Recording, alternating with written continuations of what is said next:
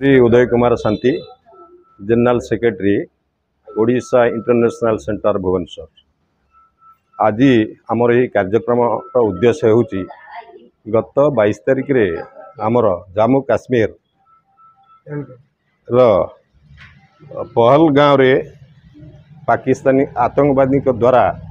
जो नरसंहार है आमर 26 जन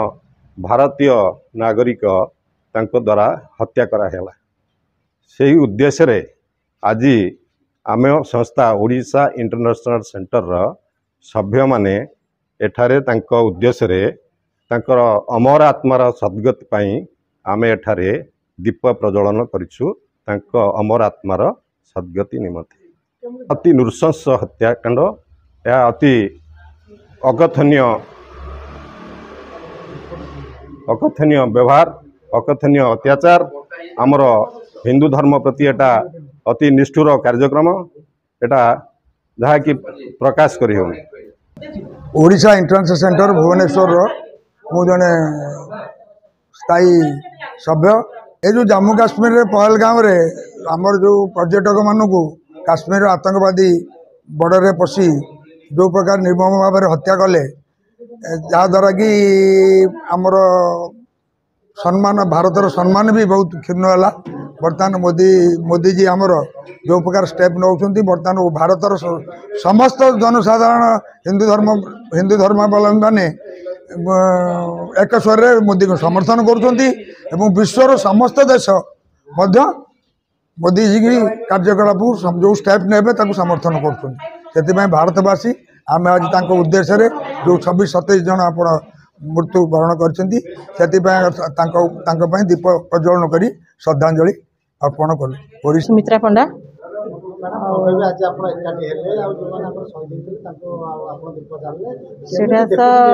सेटा तो कहले बहुत दुख लगुच माने आखिरे भी लुह जमी आसूची कहीं आमर भी माँ भौणी अच्छा जेहेतु से माने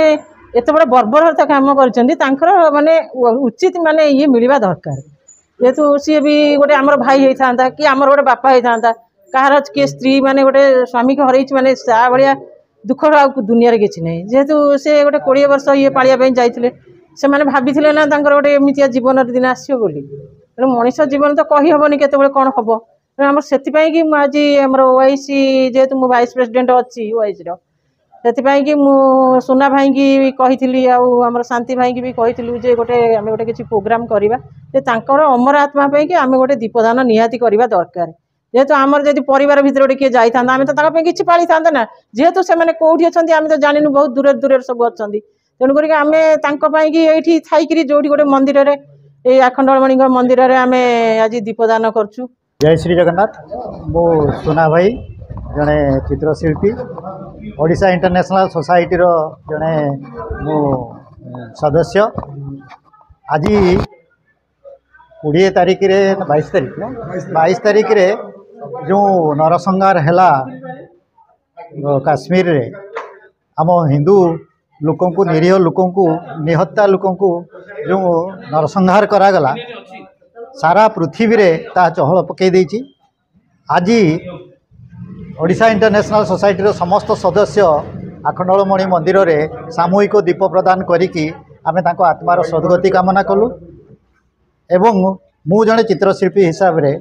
श्रद्धांजलि हिसाब रे ये चित्रटी आंकिकी तांको श्रद्धांजलि देइछि। ठाकुरे तांकर आत्मार सद्गति कामना करंतु यही कामना ओडिशा इंटरनेशनल सोसाइटी तरफ आमे समस्ते आज दीपदान देकी प्रार्थना कलु। जय श्री जगन्नाथ।